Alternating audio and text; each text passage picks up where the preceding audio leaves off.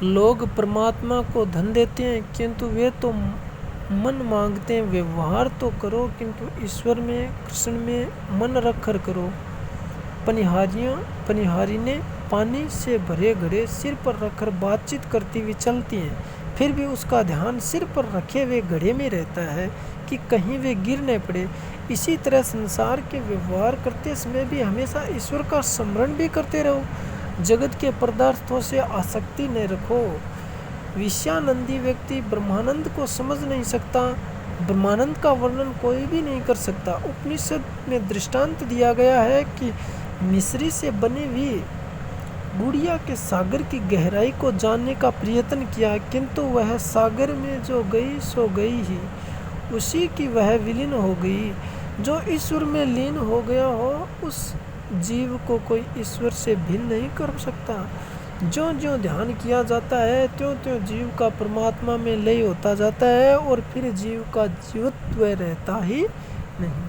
भागवत में ज्ञान मार्ग और भक्ति मार्ग दोनों बताए गए हैं। ज्ञान मार्ग में जीव ईश्वर के साथ एक होता है और ईश्वर में विलीन हो जाता है। दूसरी ओर कतिपय वैष्णवाचार्य कुछ द्वैत रहकर अद्वैत को मानते हैं। भक्ति का आरंभ भले ही द्वैत से हो किंतु उसकी समाप्ति तो अद्वैत से ही होती है। भक्त और भगवान अलग नहीं रह सकते। जो जीव ईश्वर में विलीन हो गया हो उसे भगवान अपने स्वरूप से अलग नहीं कर सकते। उपनिषद में ईश्वर का वर्णन करते हुए कहा गया है कि रसो विष है, अर्थात ईश्वर रस रूप है।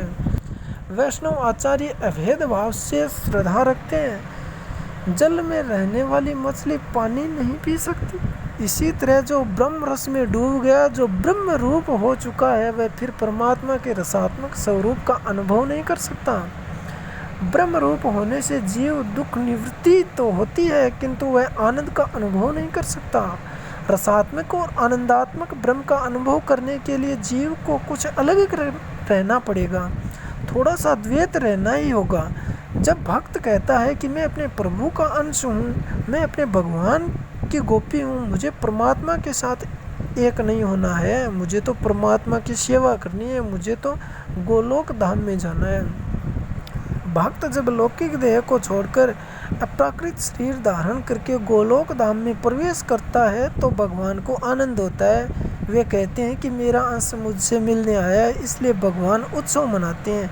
भक्ति करता हुआ झाला पांडुरंग। किंतु तुकाराम कहते हैं कि कीर्तन करने में मुझे जो आनंद मिलता है वह विठल बनने में नहीं मिलता।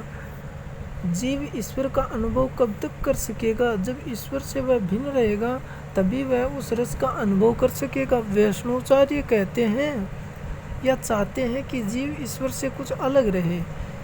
कीड़ा भंवरी का चिंतन करता हुआ स्वयं भंवरी रूप बन जाता है, उसी तरह ब्रह्म का चिंतन करता हुआ जीव स्वयं ब्रह्म रूप बन जाता है। यह तो है केवल्य मुक्ति। किंतु वैष्णव जन ऐसी केवल्य मुक्ति की इच्छा नहीं रखते। वे ईश्वर की सेवा पूजा और उसका रसास्वादन करने के लिए थोड़ा द्वैत भाव रखते ही हैं। जो व्यापक ब्रह्म में लीन हो चुका है वह उससे अलग कैसे हो सकता है?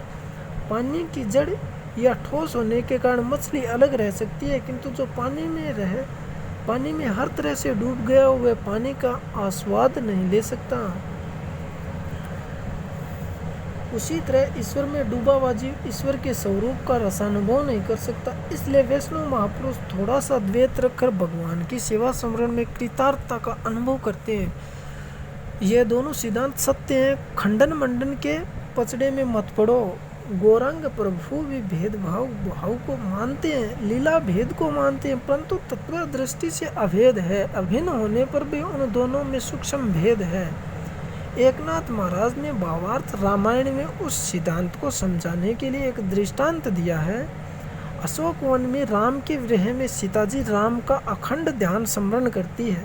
सीताजी राम के ध्यान में तन्मय है, विरह में तन्मयता विशेष होती है। सर्वत्र राम दिखते हैं, माताजी भूल जाती है कि वे सीता हैं। सभी में राम का अनुभव करने वाला राम रूप बनता है, वही केवल्य मुक्ति है। सीताजी को कई बार लगता है कि वह राम रूप है, वे अपना अस्तित्व भी भूल जाती है।